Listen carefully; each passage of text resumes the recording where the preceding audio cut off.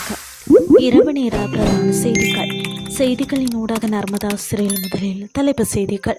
அஸ்வசம 2ஆம் கட்ட பயனாளர்களுக்கான ஜூன் மாத கொடுப்பனவு தொடர்பில் வெளியான தகவல். பேருந்து கட்டணம் அடுத்த மாதம் திருத்தப்படுமா? ட்ரோன்கள் மூலம் தாண்டவமாடும் உக்ரைன். விமான நிலையங்களை மூடியது ரஷ்யா. இனி விரிவான செய்திகள்.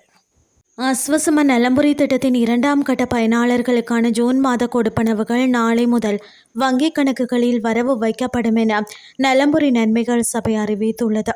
நலம்புரி நன்மைகள் சபை வெளியிட்டுள்ள தகவலின்படி இந்த 2ஆம் கட்டத்தின் கீழ் மொத்தம் 2,70,025 குடும்பங்கள் நிதி பலனை பெற தகுதி பெற்றுள்ளனர். இதற்கமைய தகுதி பெற்ற பயனாளிகளின் வங்கிக் கணக்குகளில் ரூபாய் 3.28 பில்லியனுக்கும் அதிகமான தொகை நாளை முதல் நேரடியாக வரவு வைக்கப்பட உள்ளதாக மேலும் குறிப்பிடப்பட்டுள்ளது. ஆண்டுதோறும் ஜூலை 1ஆம் தேதி நடைமுறைக்கு வரும் வருடாந்த பேருந்து கட்டண திருத்தம் இந்த ஆண்டு ஜூலை 3ஆம் தேதி முதல் அமல்படுத்தப்படலாம் என தெரிவிக்கப்படுகிறது.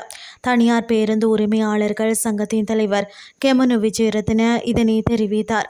எரிபொருள் விலை மாதாந்த திருத்தங்களை அடிப்படையாக கொண்டு கட்டண மாற்றம் குறித்து கவனம் செலுத்தப்பட்டு வருவதாகவும் இது தொடர்பில் ஏனைய பேருந்து சங்கங்களுடன் கலந்துரையாடல்கள் இடம்பெற்று வருவதாகவும் அவர் கூறியுள்ளார். எதிர்வரும் எரிபொருள் விலை திருத்தங்களில் டீசல் விலை குறைக்கப்பட்டாலும் அடுத்த 6 மாதங்களுக்கு பேருந்து கட்டணங்களை குறைக்கப் போவதில்லை என்றும் கெமனு விஜயரத்ன தெரிவித்துள்ளார். டீசல் விலை அதிகரிப்பு காரணமாக தனியார் பேருந்து சங்கம் தற்போது கடுமையான நிதி நெருக்கடியை எதிர்கொண்டு வருவதாகவும் அவர் கூறினார். இதனால் ஜூன் மாதம் ஆரம்பம் முதல் இதுவரை சுமார் 60 கோடி ரூபாய் நட்டம் ஏற்பட்டுள்ளதாகவும் அவர் சுட்டிக்காட்டியுள்ளார். இந்த நிலையில் பேருந்து கட்டண திருத்தம் தொடர்பான இறுதி தீர்மானம் சம்பந்தப்பட்ட தரப்புகளுடனான கலந்துரையாடல்களின் பின்னர் அறிவிக்கப்படும் என தனியார் பேருந்து உரிமையாளர்களின் சங்கத்தின் தலைவர் கெமனு விஜயரத்ன தெரிவித்தார். இனி வெளிநாட்டு செய்திகள்.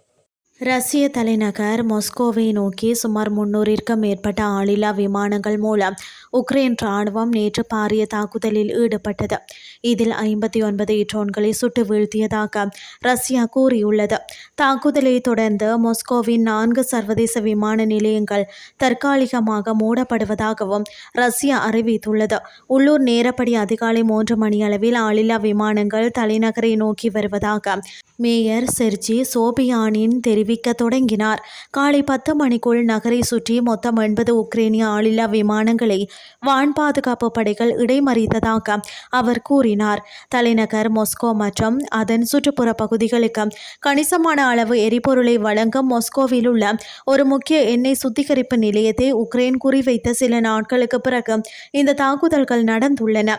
ஞாயிற்றுக்கிழமை இரவுக்கும் திங்கட்கிழமை காலைக்கும் இடையில் ரஷ்யா முழுவதும் மற்றும் ஆக்கிரமிக்கப்பட்ட கிரிமியாவில் 301 உக்ரைனிய ஆளில்லா விமானங்களை இடைமறித்ததாக ரஷ்யாவின் பாதுகாப்பு அமைச்சகம் தெரிவித்துள்ளது. மேலும் திங்களன்று உக்ரைன் நோக்கி சென்று கொண்டிருந்த ஒரு சரக்கு கப்பல் மீது ரஷ்யா நடத்திய ஆளில்லா விமான தாக்குதலில் கப்பல் தீப்பிடித்ததாகவும் இதில் ஒரு மாலுமி உயிரிழந்ததாகவும் உக்ரைனிய அதிகாரிகள் தெரிவித்தனர். துருக்கி மற்றும் இந்திய குடிமக்கள் உட்பட 8 மாலுமிகள் உயிர்காக்கும் மிதவை மூலம் தாக்குதலில் இருந்து தப்பிக்க வேண்டிய கட்டாயம் ஏற்பட்டது என்றும் அந்த கப்பல் கணிசமான சேதத்தை சந்தித்த கடலில் பயணிக்கும் தகுதியை இழந்தது என்றும் உக்ரைனின் துணை பிரதமர் ஒலெக்சி குலேபா கூறினார். செய்திகள் யாவும் நிறைவடைகின்றது.